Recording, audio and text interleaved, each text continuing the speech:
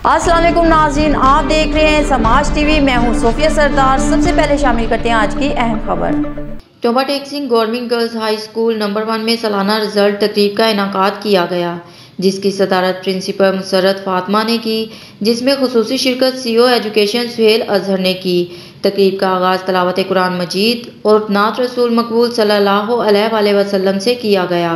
तकरीब में अव्वल दोम सोम पोजीशन हासिल करने वाले तुलबा और तालिबात में इनामात तकसीम किए गए।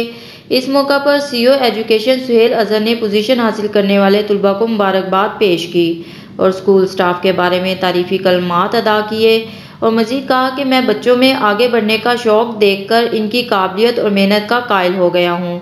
मेरी दुआ है कि अल्लाह ताला आपके इस जज्बे को कायम रखे।